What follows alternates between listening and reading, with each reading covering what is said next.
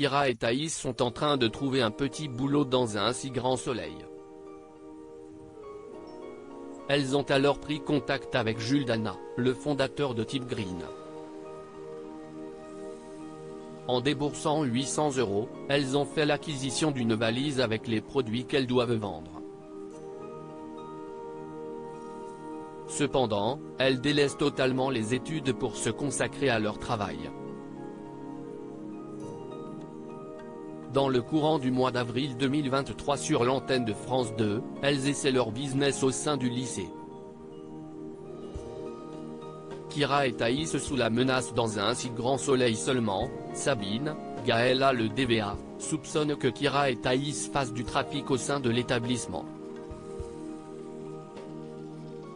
Par l'intermédiaire de Fanny, la professeure de sport, Élise vient voir Becker, Yvon Bach, et elle lui parle de cette affaire.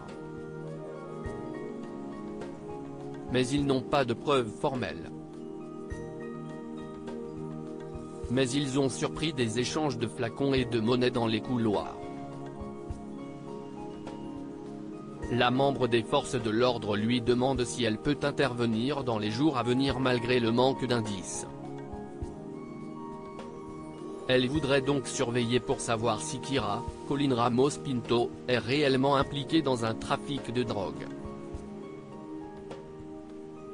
Le chef d'établissement pourrait donner son accord, car la policière la connaît depuis le décès de Damien, il y a quelques mois. Le commissaire Becker rappelle à Élise, Maille-la-Roman, qu'il est délicat d'infiltrer dans l'école. Elle ira dans leur sens, mais il s'occupe du procureur en attendant de pouvoir interpeller les jeunes femmes.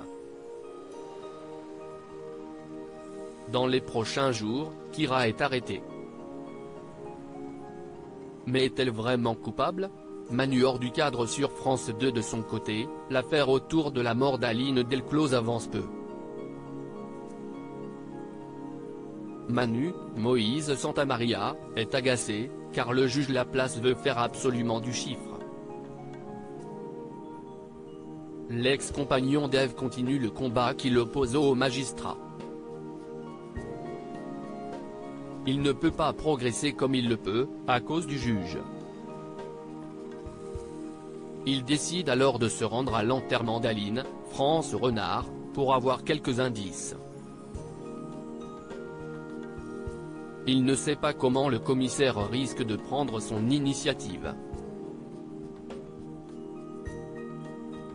Il pense qu'il va déraper une nouvelle fois. Mais il préfère y aller sans le papier. Mais il croise Virgile, Fred Bianconi. Il lui demande des comptes.